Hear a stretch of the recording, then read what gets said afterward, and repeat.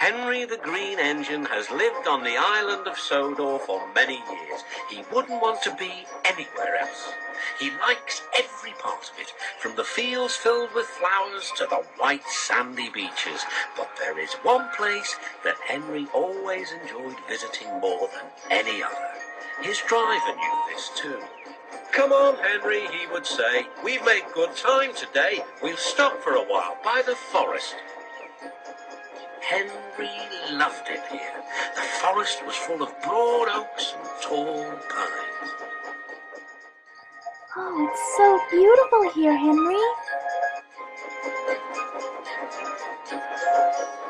Henry could remember the day long ago when he and Toby brought some new trees to be planted and Terence and Trevor helped haul them into place. Now he could see the trees growing amongst the others on the hillside. Henry always felt better for being here. He couldn't really explain why, but his driver understood. Oh, I just love it here. I'm glad Edward allowed me to come around.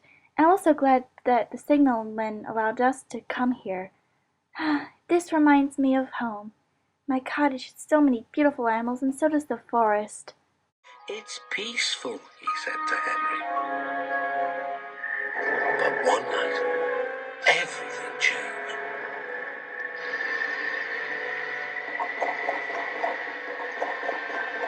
The engines were resting in the shed. And so were the ponies. It was too stormy for them to head back to Ponyville. "Listen," said Thomas. "Can you hear a strange whistling sound?" I hear it, Thomas. It doesn't sound right. "It's the wind blowing outside our shed," replied Toby, "but I've never heard it like this before." I hear you, Toby. The wind's so strong we can't head back to Ponyville. Thanks for letting us stay here tonight. No problem, Applejack. "Do you know," added James, "if Gordon and Rainbow Dash weren't here now, I'd say it was them thundering by with the express." Good one, James. That's funny. I know, right? Gordon and I are pretty fast after all. All the engines and ponies laughed, except Henry. And Fluttershy. "I hope the wind won't harm the forest."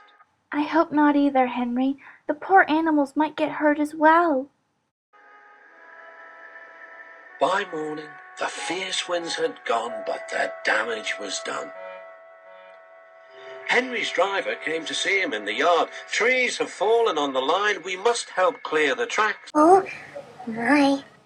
I'll go ask Edward if I can help you. Then I'll come back and tell you the news.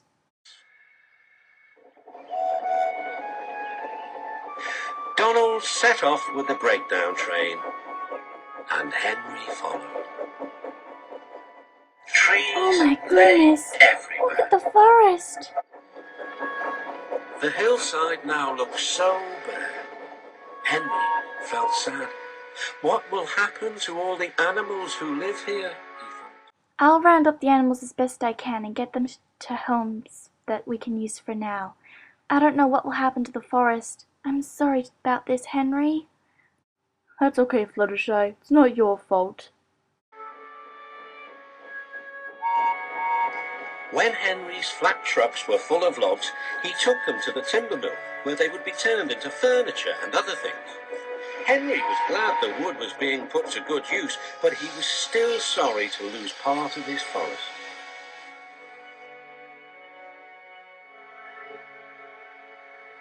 "Oh dear," sighed Toby.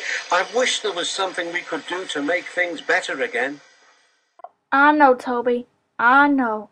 But some things we just can't change. "Yes, indeed," replied Thomas, "but what? We can't mend broken trees." Not even my alicorn magic can help out. My magic's gotten more powerful over the time, but I can't do a whole forest, I'm sorry to say. It's not your fault, Princess Twilight, but I'm sure we can come up with something. Toby puffed slowly into the yard.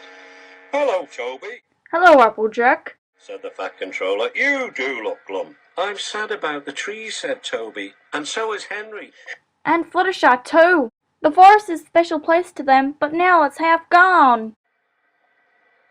"We'll soon put that right. I have an important job for you, Toby. I would like you to take some trucks to the forest." I wonder what it could be. When the trucks arrived, Toby was delighted. They were full of splendid young trees, all ready for planting. Wow, look at all those trees, Toby. There's heaps. This is the best job I've ever had, said Toby happily. When Henry returned, he was most surprised. I wonder what's going on. There were Trevor and Terence busily helping the workmen clear the torn stumps and branches. Look, Henry, called Terence, we're beginning again. The hillside will look better than ever before. You'll see. Oh, I'll round up the animals. See you later, Henry. Now Henry can see the trees growing strong and tall, and the animals are coming back. Sometimes everywhere is quiet. At other times, Henry can hear leaves rustling or a bird's wing brushing the air. Often he can hear the sound of children laughing, and always he is happy here.